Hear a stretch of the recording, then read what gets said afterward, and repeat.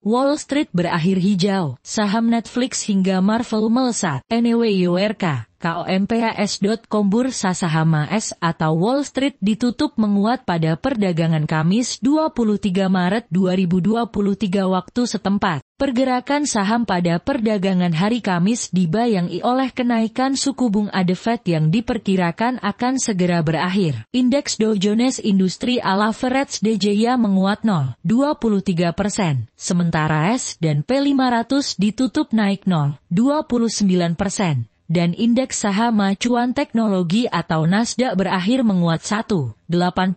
Saham teknologi mengungguli karena investor mengurangi taruhan kenaikan Fed dan imbal hasil treasury menurun. Beberapa saham yang menopang S&P 500 mencakup Netflix yang melonjak 9%, Accenture naik 7,2%. Dan Regeneron menguat 6,7%. Sementara itu, saham Netease yang menguat 5,7%. Micron 5,4%, dan Marvel 5,2% menopang indeks Nasdaq. Pergerakan Dow juga ditopang oleh kenaikan saham Intel 3,1%, Microsoft 1,9%, dan Nike 1,2%.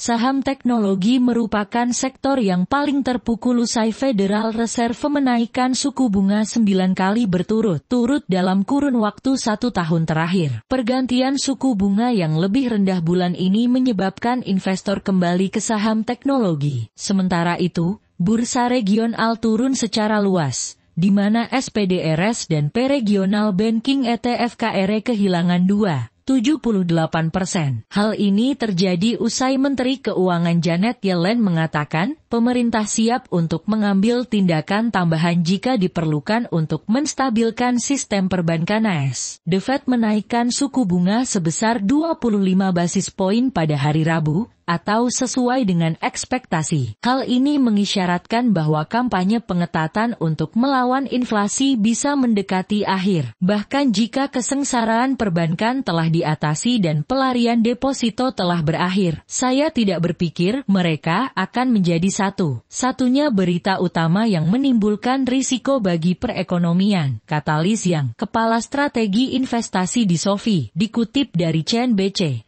Apa yang lebih mungkin terjadi dalam beberapa bulan mendatang adalah semacam masalah kredit karena utang perusahaan jatuh tempo dan mereka perlu membiayai kembali operasional mereka dengan tingkat yang jauh lebih tinggi daripada sebelumnya, tambah Yang.